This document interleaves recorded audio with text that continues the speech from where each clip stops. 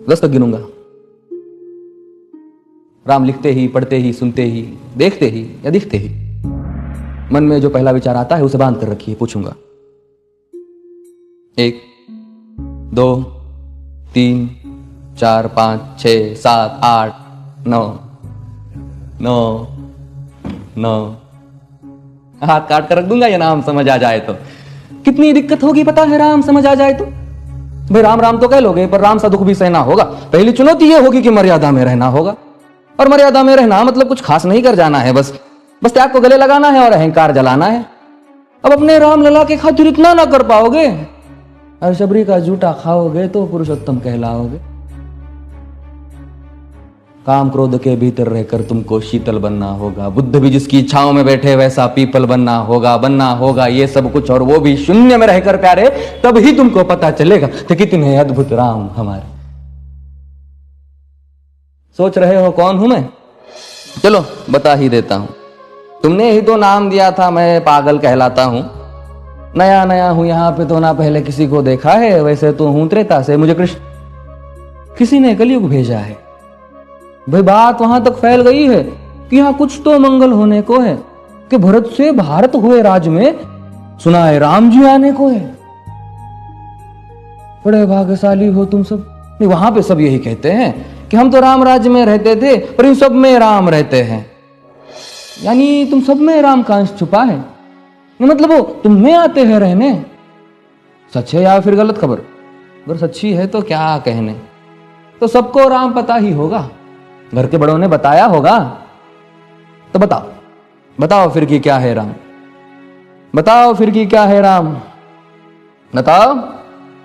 अरे पता है तुमको क्या है राम?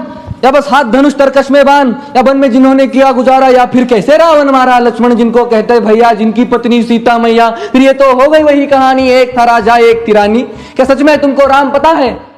ये वो भी आकर हम बताए।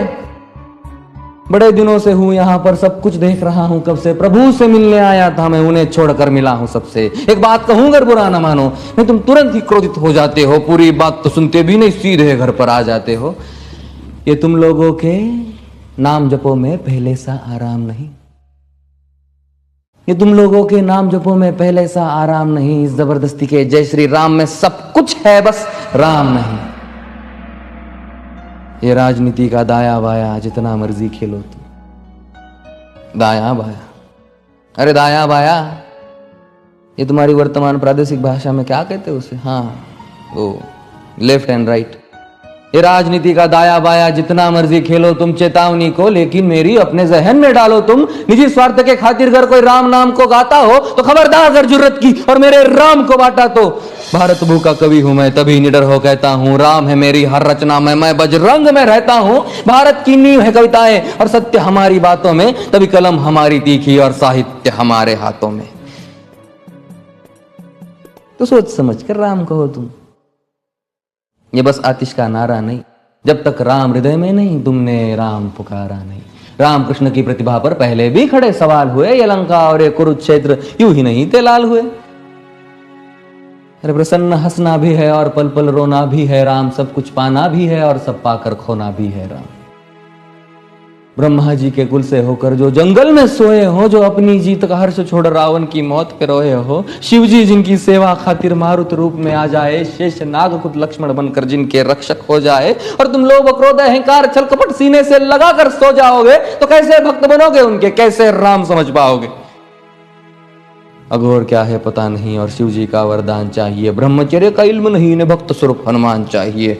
भगवा क्या है पता, लहराना सबको होता है पर भगवा क्या है वो जाने जो भगवा ओढ़ के सोता है। राम से मिलना, राम से मिलना, राम से मिलना है ना तुमको।